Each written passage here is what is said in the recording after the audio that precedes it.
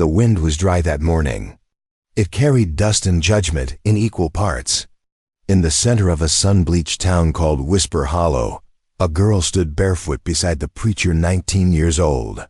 Her skin bruised, her bonnet faded, her voice barely a whisper. She didn't cry, didn't run.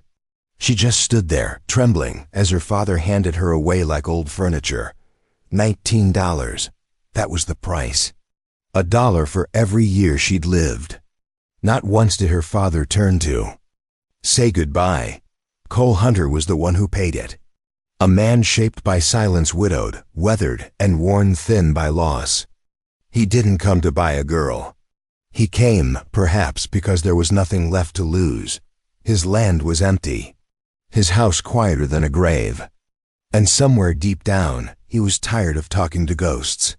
When the preacher announced the sale was done, and the townsfolk began whispering behind their hands, Cole didn't flinch. He didn't meet their eyes.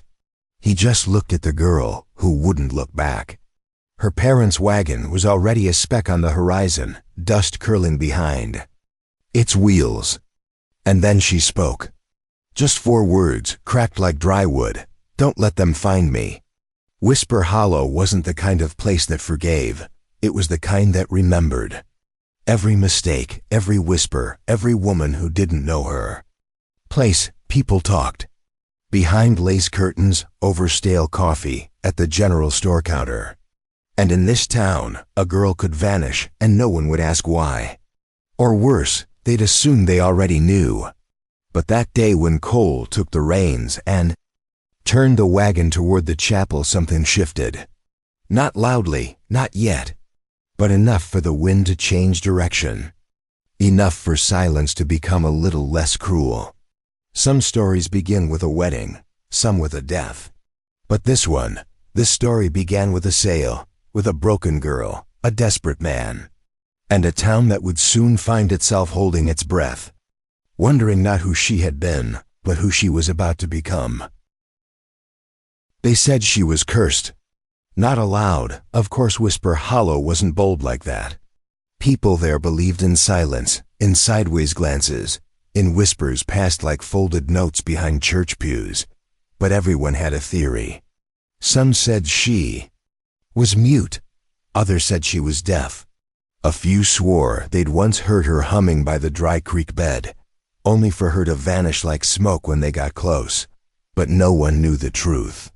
And no one asked. Because in towns like Whisper Hollow, silence becomes a kind of truth all on its own. She had arrived 3 summers earlier, riding in the back of a peddler's wagon with a goat, a wooden crate, and 2 parents who wore their exhaustion like second skin. Her father talked too much. Her mother hardly spoke. The girl, though she didn't speak at all. Not to the storekeeper, not to the blacksmith's wife, not even when a boy her age held the door open and smiled. She never looked up, not once. That's the part people remembered, like it was unnatural, like it meant something dark. She walked with a limp barely noticeable, but just enough to draw attention. Her hands curled slightly, like they'd once clenched through pain and never fully let go. Her skirts were always clean but worn, the kind of clean that comes from trying too hard to disappear. And then there was the scar, just beneath her jawline, pale and tight like a string pulled too hard. Some said it was a knife. Others thought it looked like fire. The most persistent rumor was that someone had tried to silence her and almost succeeded. Her parents lived on the edge of town in a house that leaned with the wind. Her mother sat on the porch most afternoons, a rifle across her lap and her eyes always scanning the road like she was waiting for something or someone. Her father came into town for work when he had to odd jobs, small repairs, quiet transactions. The kind that didn't require conversation. But the girl?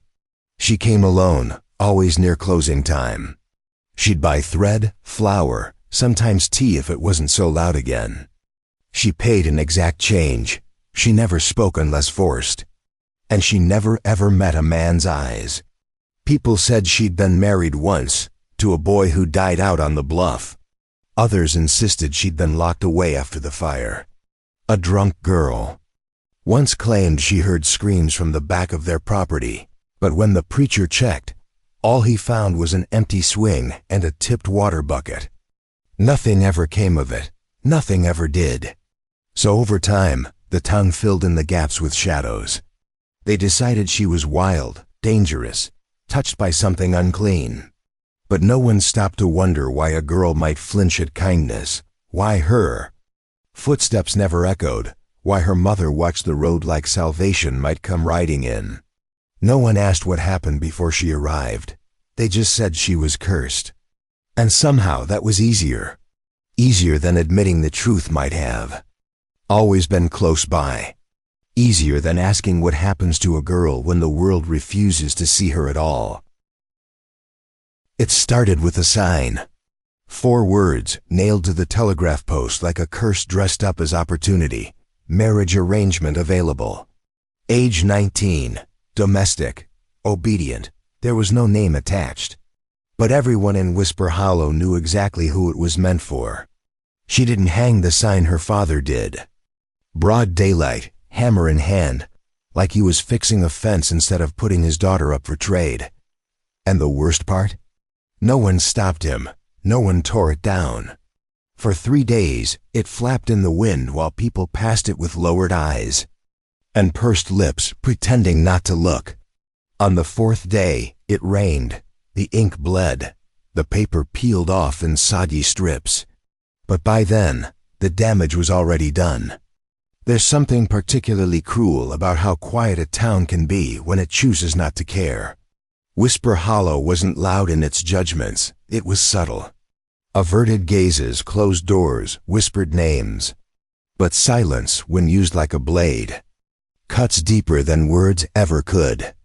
And in those 7 days after the sign went up, the girl disappeared. She didn't come into town, not for thread, not for flour, not for anything. People noticed, of course, but they didn't say her name. They didn't ask where she'd gone. They just counted the days like storm clouds on the horizon, waiting for something to break. And then she came back. No bonnet this time. Her hair was braided tight, too tight, like it was meant to hide the trembling beneath. Her cheek was swollen, not from the sun, from something meaner. Her hands held sugar, rice, a box of matches. She moved like she was being watched, like each step had been rehearsed in secret. She didn't limp that day, but she didn't speak either. Just stared at the counter in the general store like she was memorizing every grain in the wood, every groove made by coins passed in silence. She laid down her goods with the care of someone placing stones on a grave. Her lips moved. No sound came out. Then a single silver dollar slid across the counter. Payment. And without a word, she turned and walked away. That was the last time anyone saw her outside her father's wagon. Now there are moments in life that don't feel real when they happen. Moments that feel too heavy, too strange, like they belong in someone else's story. That week was one of them. A girl offered up like livestock. A town that blinked and turned away. And a silence so thick it pressed against your skin like heat. But sometimes when the world refuses to speak for you, your body tells the truth instead. In bruises. In broken posture. In the way someone sets down a bag of rice like it weighs more than a life. And the question that still echoes, even now, is this. What does it mean to be obedient when no one ever asked if you wanted to belong? In Whisper Hollow, no one asked. Not then, but someone was watching. And someone finally was about to care. She didn't scream. She didn't cry. When Cole Hunter lifted her onto the wagon and turned toward the ridge, she just folded her hands in her lap and stared at the dust rising behind them. She didn't ask where they were going. He didn't tell her, maybe because they both understood in some quiet, broken way that neither of them had anywhere else to be. Cole's cabin sat just past the wheat fields, tucked between wind-shaped trees and memories that still hung thick in the air. His wife had died there 2 winters ago in childbirth. His son, too. The grave sat under a cottonwood tree, marked with nothing more than a flat stone and a single name carved by hand. Since then, the house had been hollow. Not just empty, but quiet in a way that settled in your bones. Like time had stopped breathing. When they arrived, he opened the door and stepped aside. She walked in without hesitation, not like she belonged, but like she had nowhere left to go. No suitcase, no blanket. Nothing but the dress on her back and a name she hadn't spoken in years. She didn't say a word that first night. Just sat by the hearth, hands in her lap, back straight like she was waiting for the next command. But Cole didn't give her one. He didn't ask for thanks. Didn't ask for stories. He just made tea, set out a blanket, and left her space. The next morning, something changed. She cleaned the windows, every single one. Scrubbed the dust off. The panes like she was scrubbing something out of herself. On the second day, she mopped the floors. On the third, she cooked. It wasn't much, just biscuits and broth. But it was warm, and it was good. Cole didn't ask her to. He never would have. But he didn't stop her either. Some people heal loud. Some heal slow. She healed in silence, in routine, in rhythm, in wiping down a windowsill until the wood gleamed again. Maybe it wasn't healing. Maybe it was survival. But either way, she stayed. Cole noticed the limp when she carried water from the well, favoring her right side, just enough to make the bucket sway. He noticed the way her fingers curled slightly when she set things down, like they'd learned to flinch even when nothing moved. And he noticed the scar when the sun hit her cheek just right, a pale white slash beneath her jaw, stitched rough and healed crooked. He asked her name once. She turned her head and mumbled into her shoulder, too soft to hear. So he called her Miss, and she didn't correct him. They didn't speak much those first days. But silence in that house didn't feel like a wound. Not anymore. It felt like breath. Like something waiting to be filled, not something left behind. And every time she lit the stove, or folded a towel, or swept the front step, she wasn't just cleaning a house. She was making it livable. And somehow, maybe without meaning to, she was making it hers. Some connections don't start with words.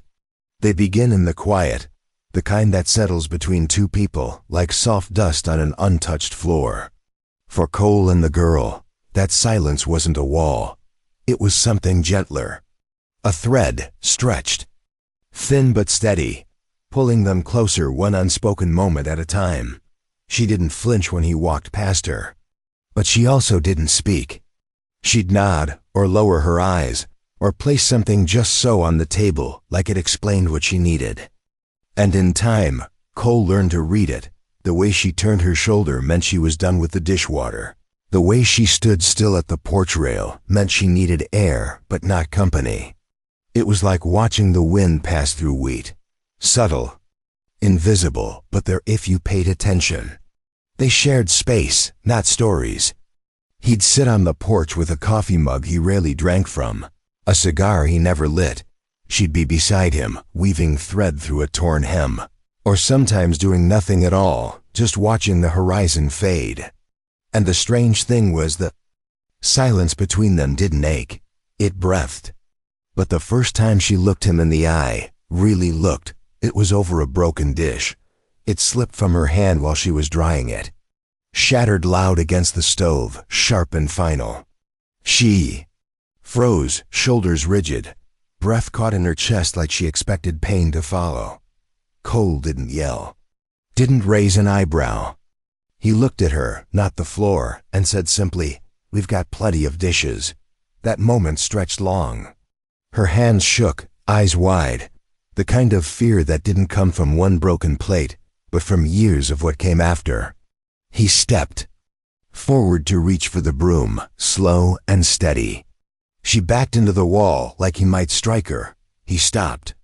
And then, without a word, handed her the broom instead. She hesitated, then took it. That was the first time she met his gaze.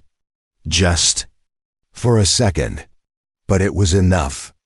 And then, one evening not long after, as the sun dipped low behind the barn, she sat down beside him without her usual threadwork in hand. Just sat, knees tucked, face soft in the golden light. He didn't say anything, neither did she. Until quietly, almost to the wind, she said, "My name's Lahi." Cole blinked, then nodded once. "Mine's Cole." She let out a breath that wasn't quite a laugh, but close. "I know," she said. "There are names we carry like burdens, and names we offer like gifts." That night, Lahi gave him hers. Not because he demanded it, but because he'd waited long enough not to. Sometimes the kindest thing a person can do is sit beside you in your silence and not try to fill it. Just be there, steady, present, and in that small porch, in that quiet patch of land between sorrow and something new, that's exactly what Cole was. And maybe, for the first time in her life, Lahi wasn't alone in the quiet. She was understood in it. It was the kind of return that made the wind shift, sharp and sudden, like the land itself held its breath. His name was Burke Kincaid, and he didn't arrive quietly. Rode into Whisper Hollow on a black horse, drunk on power, chewing arrogance. Like it tasted sweet, said he was owed something. Sighed she was his. He carried no kindness, only a crumpled sheet of paper, handwritten, stained, unnotarized. Just one signature. Her father's. It wasn't a contract. It was a curse dressed up as law, a promise signed by a man who'd already traded his daughter once and thought he could do it again. Burke waved the paper like a victory flag. Told the sheriff he had claim, that the girl belonged to him. That debts don't disappear just because someone runs. The sheriff didn't buy it, but he didn't tear it up either. Whisper Hollow wasn't built for justice, it was built for quiet. That night, Burke didn't come to the house. He left something worse. A noose. Tied loose, swaying from the fence post in the moonlight.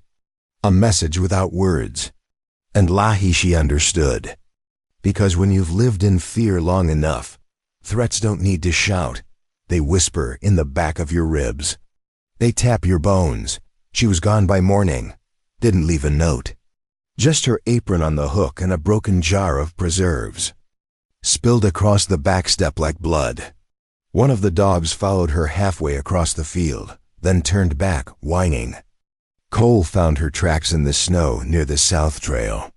Her boots, soaked, her stride, desperate. The sky was already darkening. Winter was closing in. He didn't call for help. He didn't knock on doors. He just saddled the horse and rode. 3 miles out, tucked beneath a rock overhang, he found her. Curled into herself like the wind had tried to carve her hollow. Shawl limp, fingers blue. She didn't look up when he dismounted, didn't move when he knelt beside her. She thought he might drag her home, thought maybe he should. But Cole didn't say her name. Didn't scold her. Didn't ask why she ran. He just sat there in the snow, pulled off his coat, draped it over her shoulders, blocked the wind with his body, and waited. It took time. Minutes that felt like hours. Until her shivering slowed. Until her breath found its rhythm again. Until finally, in a voice barely more than a crack, she said, "He'll never stop." Cole didn't speak, just let her finish. "I thought if I stayed quiet, they'd forget. If I behaved, it would stop, but I was a debt to my father, to that man. Even my mother, she told me to run, but she didn't come with me. I don't even know if she's alive." He turned to her then, jaw clenched. "You're not a debt," he said, "and you're not alone." It didn't fix everything. But in a world where men like Burke still rode into town waving paper like chains, that kind of truth mattered. Because sometimes what saves us isn't the fight. It's the person who refuses to let us fight alone. The wind that night moved like it remembered something. It whistled low through the porch beams, tugged at the corners of the house, carrying with it more than just the scent of pine and frost. Inside, Lahi stood in the doorway, arms crossed, eyes fixed on a road that seemed to stretch too far in every direction. She hadn't spoken all evening. But when she finally did, her voice came like the crack of a frozen branch, quiet, but impossible to ignore. "He wasn't just a friend of my father's," she said. "He was the one they promised me to." Cole didn't answer right away. He was by the stove, hands still from chopping wood, eyes watching the flame instead of her. And maybe that was why she kept going. "They said I was too wild. That Burke would teach me how to behave." Her fingers gripped the edge of the doorway like it might anchor her. And he tried. The day he came, I spilled boiling water on his hand. He hit me so hard I couldn't see straight. My father beat me after. Said I ruined everything. She paused, but not to catch her breath. It was the kind of pause a person takes before falling, testing the air before they leap. My mother helped me hide. She wrapped my feet in cloth and packed a small jar of honey. She told me to run and not look back, and I did. Cole stood. Then slow and deliberate. Not moving toward her, just standing, so she'd know she wasn't saying all this to an empty room. "I don't want to run anymore," she said, almost daring herself to believe it. "You won't have to," he said, simple words, no promise of revenge. No speech about justice. Just quiet conviction from a man who'd buried enough of his own to know what it meant to stand still and stay. And in that moment, something in her shifted. Not healed, not yet, but opened. Because surviving isn't just about getting away.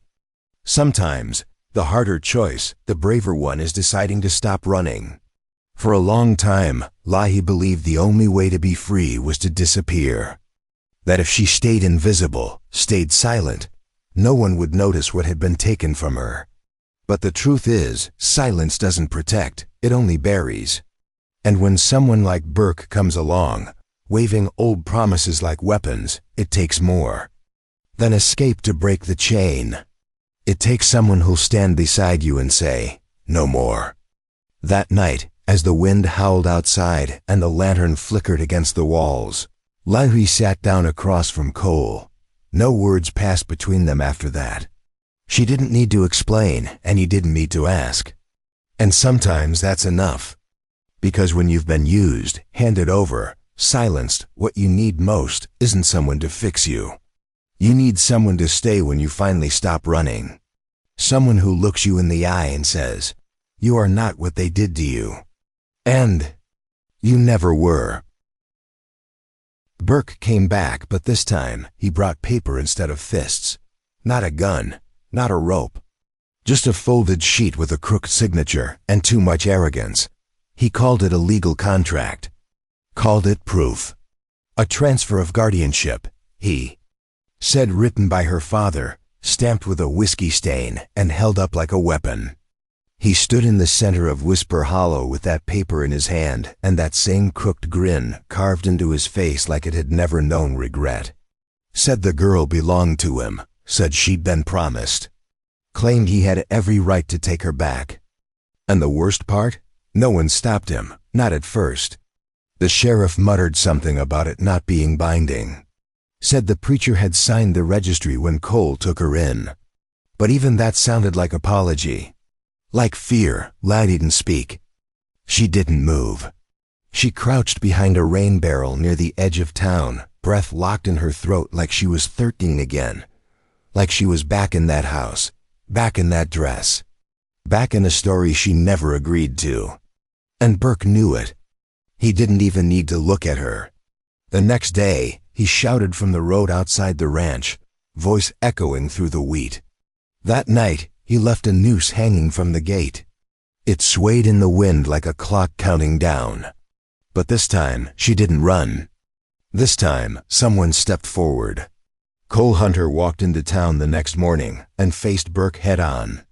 The whole town watched from behind curtains, from behind judgment, from behind years of learned silence.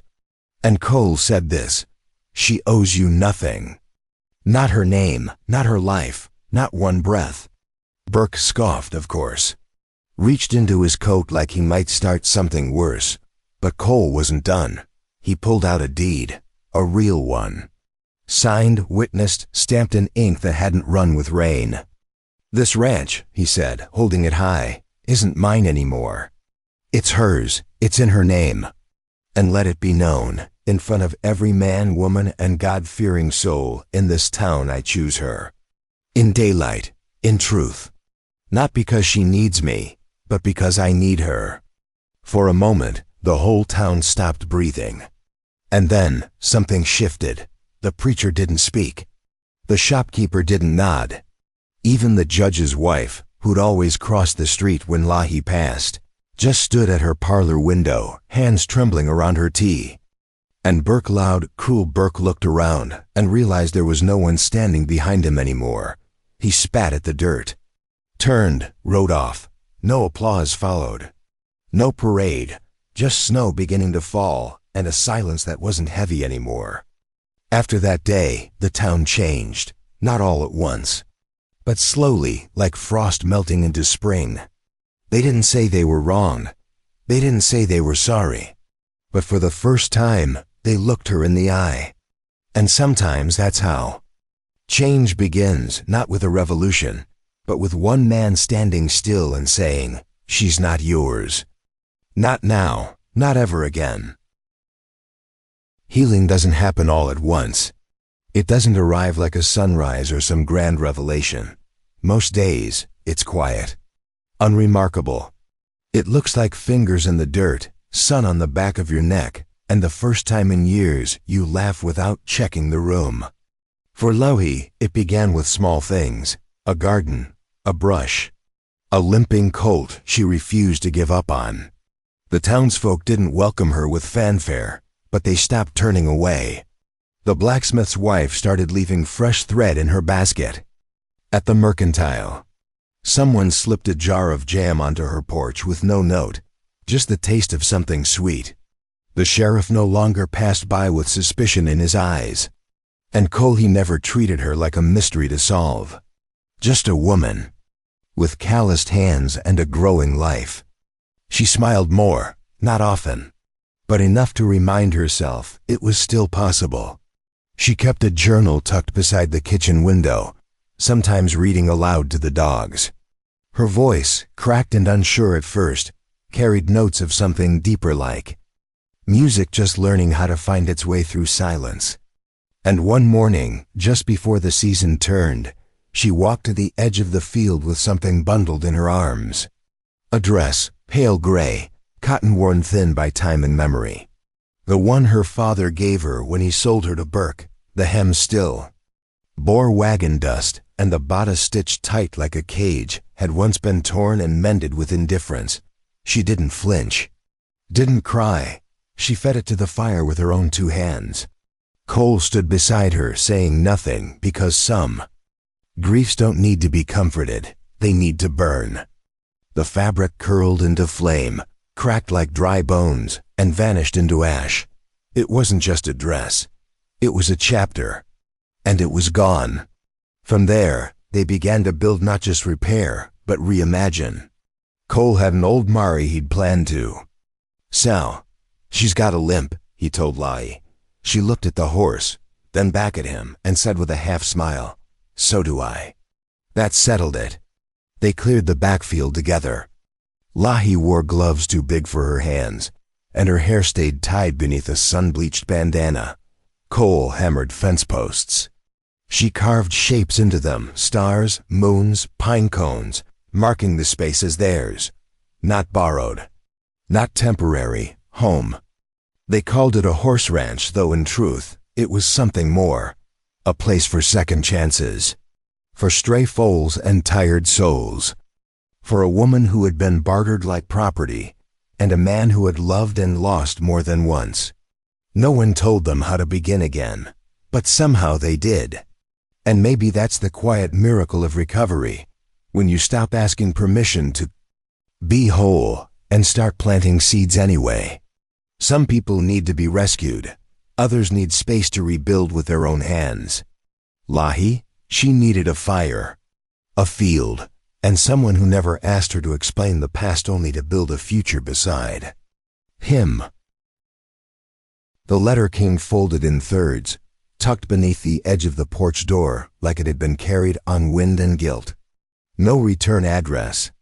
Just a shaky hand, soft ink, and her name spelled right for the first time in years. It was from her mother. Lahi read it in silence, sunlight spilling over the kitchen table like memory. Cole was outside mending a fence, unaware of how the world was shifting just a few feet away. The words were brief, clumsy, almost but heavy. Her mother was sick, living in a care home down in Georgia. Said she wanted to see Lahi again. Said she was sorry. Not all apologies come loud. Some stumble, some stutter. This one trembled. That night, Lahi told Cole. He froze, still holding the hammer, jaw clenched tight enough to hurt. She left you, he said. She didn't protect you. She let you be sold. His voice didn't rise, but it cracked somewhere in the middle. I know, Lahi whispered, but she's still my mother. She wrote. And I want to hear her say it out loud. I need to know if I ever mattered to her. There are wounds that time doesn't close, not until they're faced. Lahi didn't go to Georgia for reconciliation. She went for truth, for closure, for a version of her story that didn't end in silence. She left at dawn, alone, with only a scarf, a journal, and Cole's carved sparrow tucked in her pocket. He didn't stop her. Just placed the bird in her hand and said, "Come home." And she promised she would. The journey took 4 days. But time on the road bends differently when your heart is half in the past. The care home was clean, quiet, lemon balm and bleach in the air. Her mother lay in a narrow bed by a sunlit window, her body thinner, her eyes hollow but still familiar. When she saw Lahi, she said one word, "Baby." It broke the silence. Not all of it, but enough. The conversation was messy, half apologies, half excuses.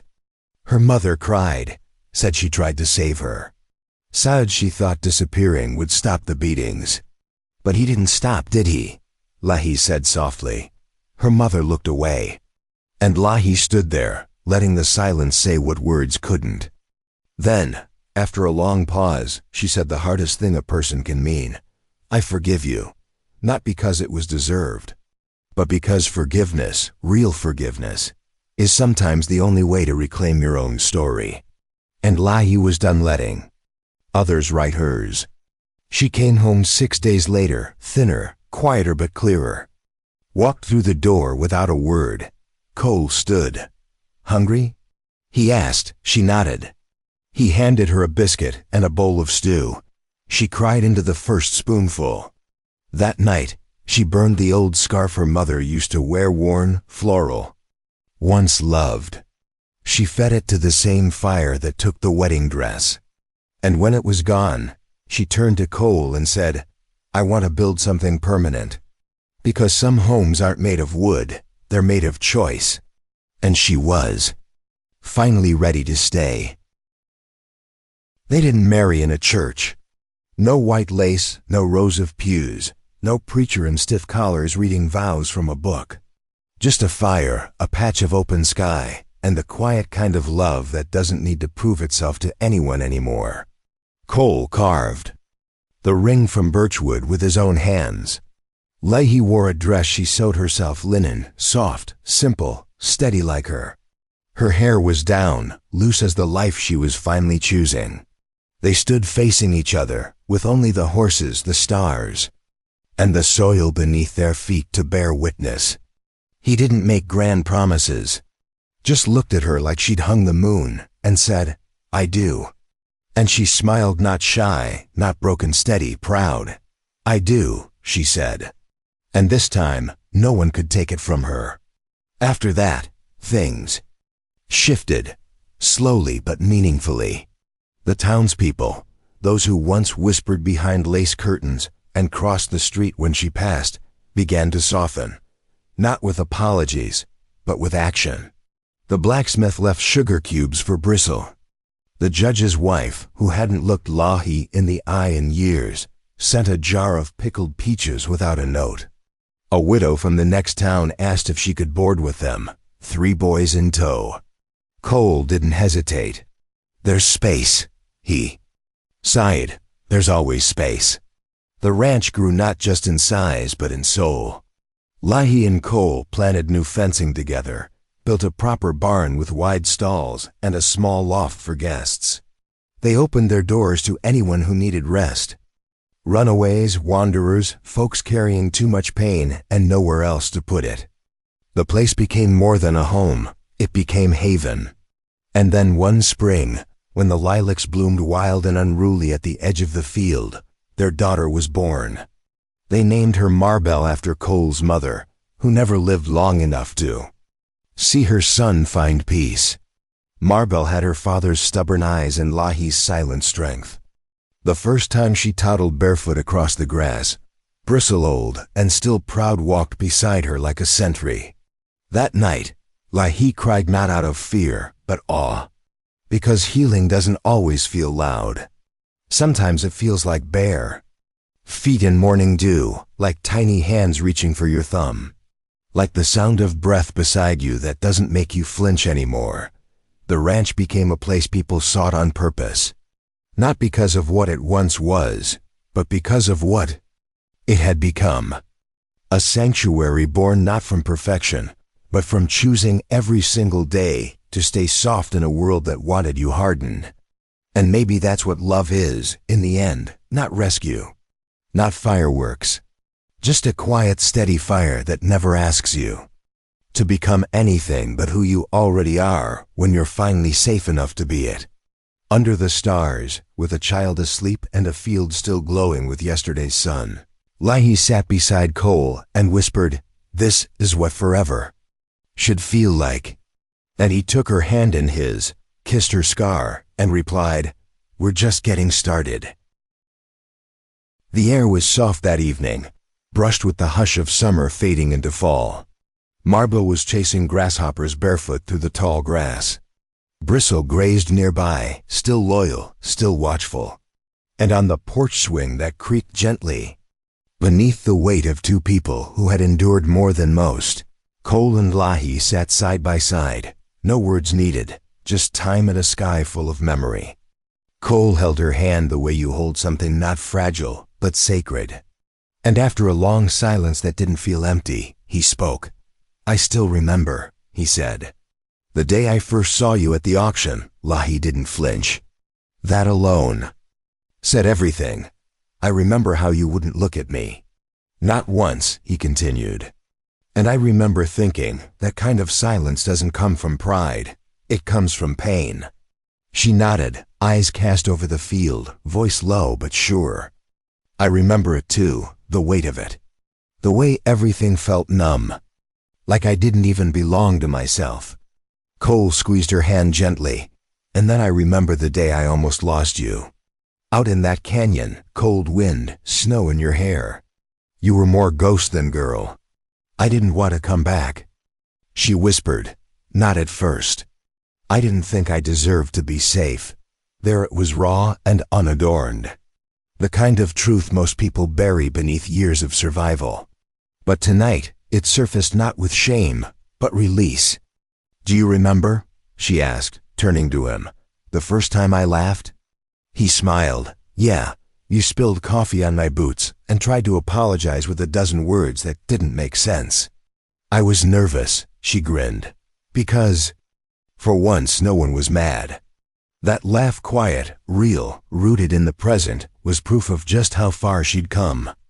Not just from the pain, but from the voice inside that used to whisper she was broken, less, unwanted. Because the hardest part of healing isn't surviving the worst. It's believing you deserve the better. And on that porch with fireflies rising like lanterns and the scent of lavender drifting in from the garden, Lahi realized something. She no longer questioned her worth. No longer braced herself for hurt disguised as love. She no longer scanned every silence for danger. She was safe. Not just in the world, but in herself. That's what peace becomes when it stays long enough. It settles into the bones, lives. In the breath, colors the way you hold your child, or hum a tune while folding laundry, or sit beside the one you love without needing to say a thing. Cole looked at her then, the woman who'd once been sold for $19 and carried the weight of 100 lifetimes. And with that same quiet reverence he'd held from the beginning, he leaned in and kissed her forehead. "We've made it," he said. She didn't reply, not out loud. Just leaned into him, eyes closed, heart full, and let the evening carry them forward. Because some stories don't end in fire or fury. Some end in peace, in staying, in choosing love that holds, heals, and never lets go. It came on the wind, folded tight, tucked into the fence post like a warning dressed in memory. No return address, no signature needed. Just one line, scrawled in ink that shook with old bitterness. "You still owe me, Burke." They hadn't spoken. His name in months. He'd vanished after that day in the square, when Cole stood tall and the town stayed silent. But monsters don't always stay gone. Some circle back, not with rage, but with reminders. Lahi read the note alone, standing beneath the morning sky that had once promised peace. She didn't cry, didn't crumble. She just folded it slowly, pressed it flat, and slipped it into the pocket of her apron like something no longer dangerous. Like something already survived. Later that day, Burke returned. Not sneaking in the dark, but striding right down Main Street like a man who still believed the world owed him something. His face was older, heavier. But the grin, cop smug, was exactly the same. He didn't carry a gun, but he didn't need to. The threat came in the way he looked at her. Like she was still a thing he'd once bought and never quite let go of. "I'm here for what's mine," he said, loud enough for the townsfolk to hear. "Your daddy gave you to me. Paper says so." The air turned cold, doors shut. Eyes peeked through curtains, waiting not for a fight, but for a reckoning. Cole stepped forward, not fast, not furious. "Just sure, steady. She doesn't owe you," he said. "Not her breath, not her name. Not one part of the life she's built without you." Burke laughed. Pulled out the same crumpled paper. "It's signed, and worthless," Cole replied. Then he turned to the town. "This is the last time a man like this gets to say what a woman's worth." And something changed. The sheriff didn't look away. The blacksmith stepped out from behind his shop. Even the preacher stood outside the chapel with folded arms, watching not to stop it, but to stand witness.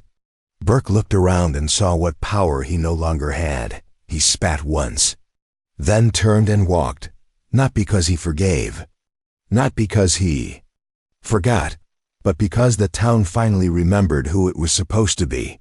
Lahi didn't speak until much later.